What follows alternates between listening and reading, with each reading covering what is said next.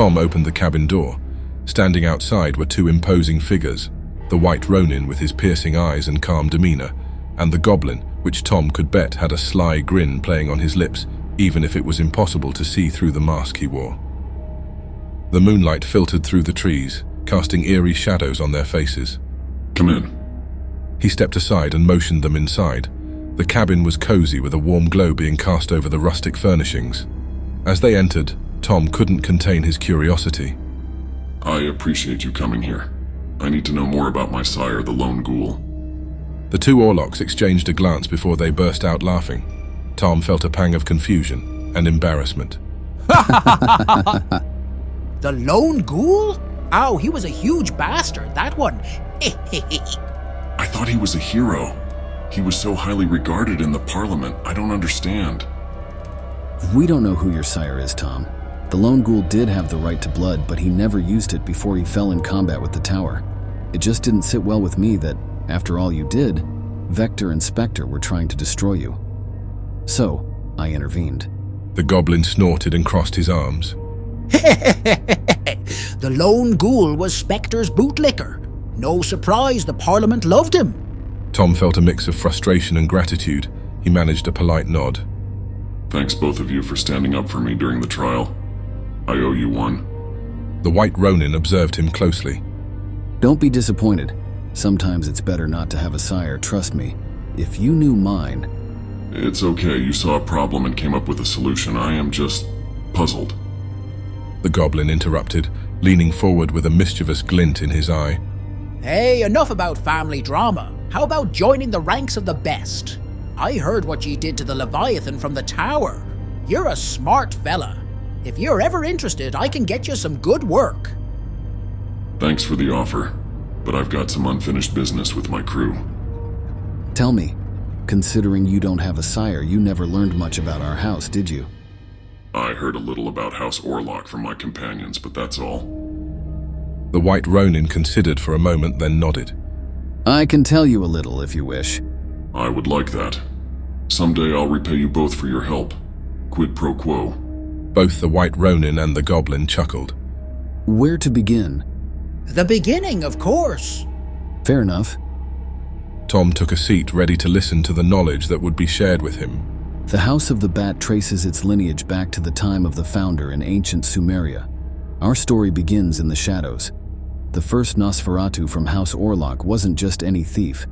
He was a master at his trade, a legend. He didn't steal petty trinkets. He stole relics and forbidden knowledge from the powerful mages who ruled the land. Imagine the audacity. A mere mortal making fools of those who wielded arcane power beyond comprehension. Wait, mages like wizards and witches really exist? The world is a much more fucked up place than you imagine it to be. There are more things in heaven and earth than are dreamt of in your philosophy. The White Ronin chuckled. This thief's name was Ekimmu. His exact origin is a mystery even to the oldest and wisest of House Orlok. What is known is that he got famous because he was the only one who could steal from the mages, bypassing their wards, security, gates, and walls. He rose from being a nobody to proeminence thanks to his deeds. How could a thief steal from mages and evade their defenses so easily? There are many versions of the legend.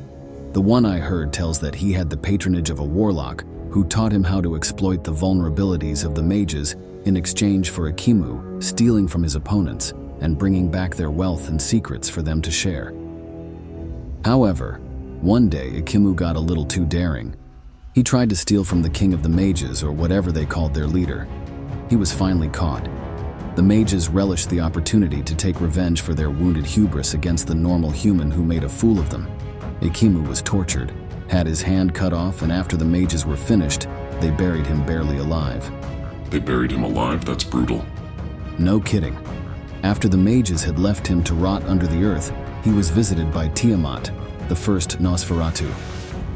She removed him from his grave, gave him a little of his strength back, and using her powers, granted him a monstrous new hand. She said it would last him for some days and that she wanted him to do a job for her, something he was very good at.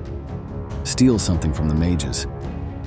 He told her that he had been caught, and there was not any reason for him to do anything because as soon as the strength she gave him vanished, he would surely die. Tiamat answered that he could return to his hole in the ground if he so wished. But if he wanted revenge, he should use the strength she had granted him and go to the desert to hunt for a Nephilim, the bat. So he went into the desert, and sometime after he returned as the founder of House Orlok, or House Ekimmu as it was known then.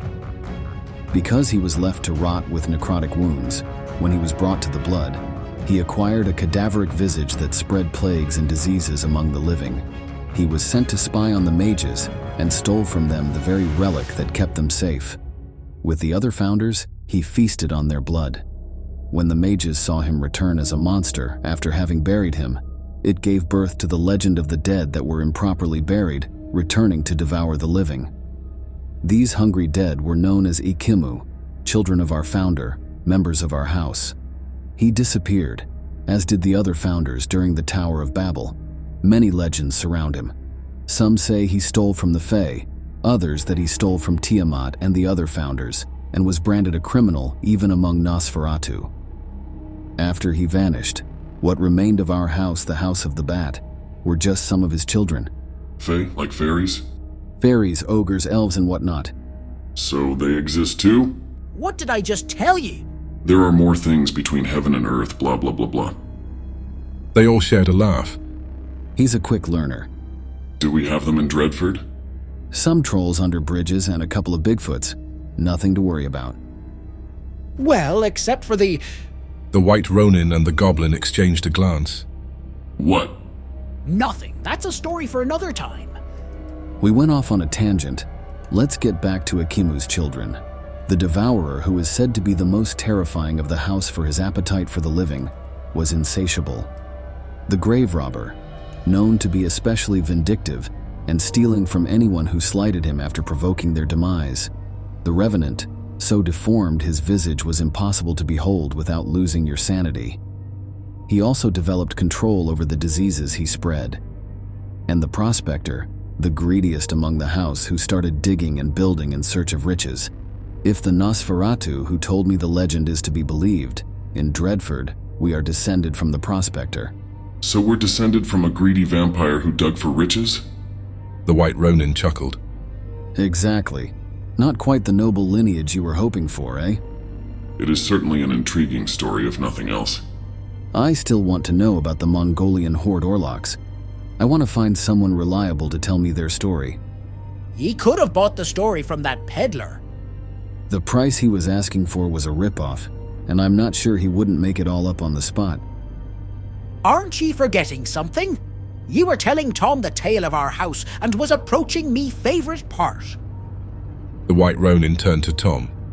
You still with me, kid? Tom nodded eagerly. I am. I want to hear more. Well, for centuries the House of the Bat prided itself on adaptability. Many of the other houses branded us as greedy criminals and untrustworthy, but we thrived in the shadows, making alliances and connections that served our interests. This is best exemplified by the next Nosferatu I want to tell you about, the one who gives our house its name.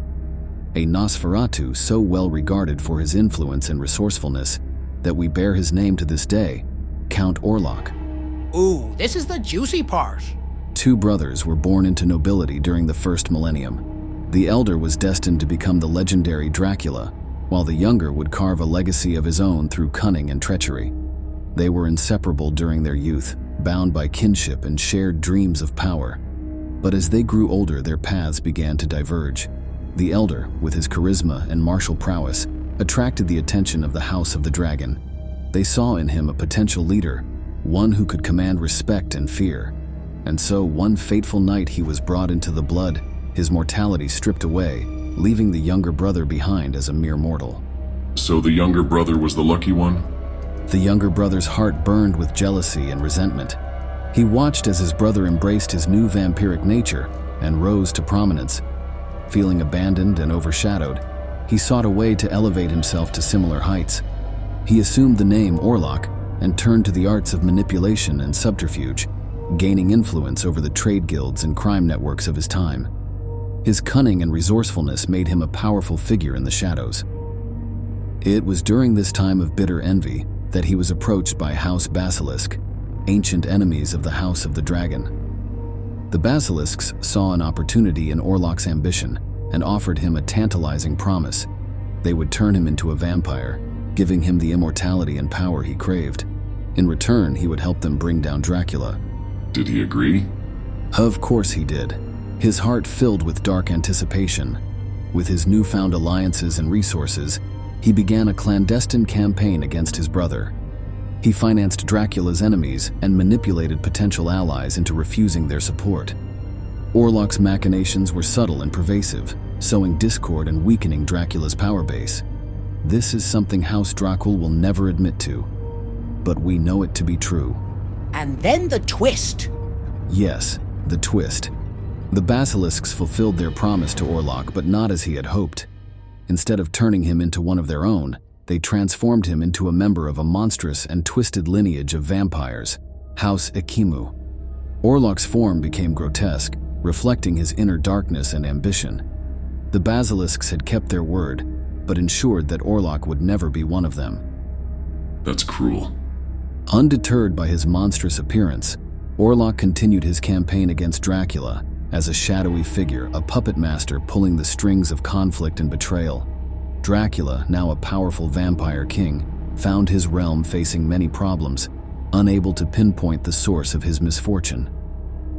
As Dracula's reign weakened, Orlok's influence grew. He manipulated events from behind the scenes, ensuring that Dracula's enemies remained well-funded and well-coordinated.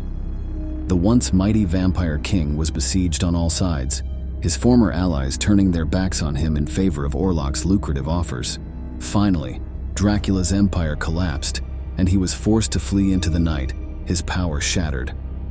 Orlok emerged from the shadows to claim most of his brother's former territory. His monstrous appearance became a symbol of his ruthless ambition and cunning.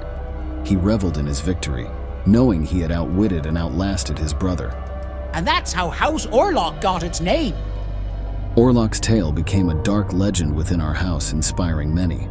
It is a testament to the power of envy and the lengths to which one man would go to achieve his desires. And though he had gained everything he wanted, Orlok remained haunted by the twisted irony of his fate, forever a monster both in body and soul. Does he still walk among us? He was last seen in the early 19th century, when he left the Carpathian Mountains to the city of Wisborg, in Germany. Some say he fell in love with a young woman, and that love caused his demise. Some say these are tall tales, but no one has seen him after this. Love can make even the darkest hearts change, right? You don't say. One of Orlok's children was the overseer of the guilds and criminal networks in the Low Countries. This child brought into the blood a man called Maastrich, the progenitor of House Orlok in Dreadford. Maastrich was a wily old bastard, and when the king's court was founded in this city, he worked overtime to create the network our house uses to this day. They say he liked to tell the tale of Orlok to circles of newly transformed Nosferatu.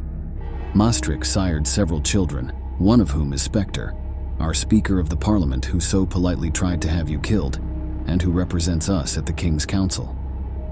You know, the moody banshee told the story better. Is that so?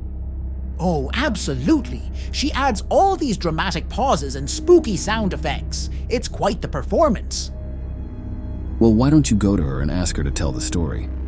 I can't do that. Why not? Because she would shoot me on the spot. She's not exactly known for her patience, especially when it comes to me. Ah, I see. Well, perhaps for now we should stick to my rendition of the tale. Sounds like a plan. Guys, sorry to butt in, but I've been meaning to ask about something. Remember that false bomb Spectre had the Midnight Fiends plan in the sewers? What was that all about? I have a theory, but I wanted to hear what you guys think. Spectre doesn't reveal his plans to anyone, but you can have a good guess at his motives. The detective was working for DuPont, earning him favors from a lot of important Nosferatu of all houses. He probably wanted to clip the Frenchman's wings and neutralize his new advantage. Thus, he sent the Midnight Fiends into the sewers with a fake bomb, hoping the monsters would deal with your crew. Nosferatu society is ruthless, huh? But there was something else I was meaning to ask. Go ahead. Why did you not destroy me when you had the chance? What changed your mind? The White Ronin and the Goblin exchanged glances, and the latter shrugged. Well, I was a family man once like yourself, but that's another story for another time. Silence hung heavy for a moment. What about another story? Well, we have time for one last story. There's one more legendary Nosferatu from our house with ties to Dreadford, Davy Jones. He visited the city several times, but it's the goblin here who knows the story better. Ah, Davy Jones. Now there's a tale worth hearing. He was an eerie figure who was talked about in hushed tones by sailors. So enigmatic, his very presence seems shrouded in mystery. Mortals consider him a seafaring superstition, a supernatural guardian of the sea.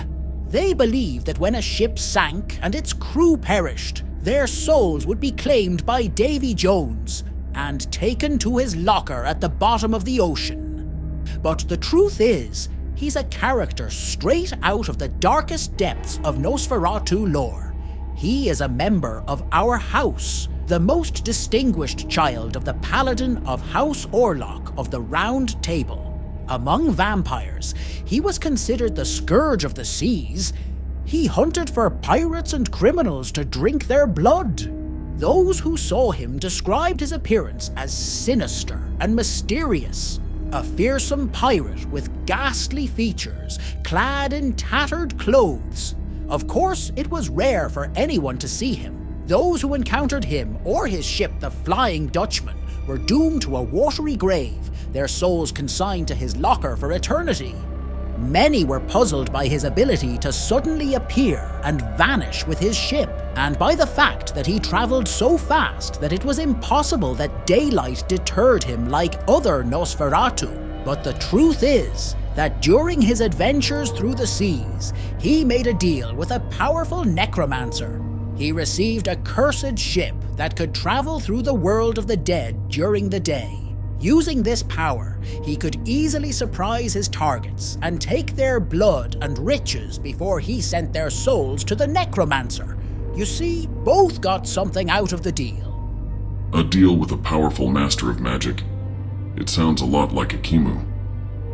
You could say our house is a master at the art of negotiation, but as the Ronin said, Davy Jones has haunted the waters near Dreadford before. His ship has been reported nearby several times since the King's Court was founded here, but as a rare saving grace in our cursed eternities, he is not a problem to us. His crew has always been hostile towards the Tower.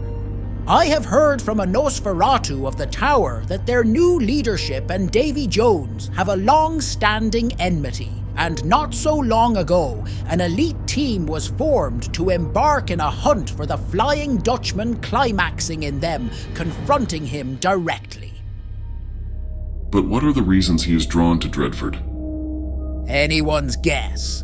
Some say he sought hidden treasures, while others believe he was searching for answers to questions long forgotten.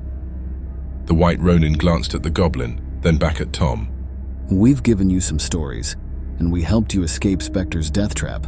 There is no shame in having some help as you take your first steps as a Nosferatu of House Orlok. But now, it's time for you to get smart and take good care of yourself and your own. The goblin nodded, a rare look of seriousness crossing his face. The White Ronin started to walk away, but he stayed for a moment. You've got potential, kid. Don't waste it.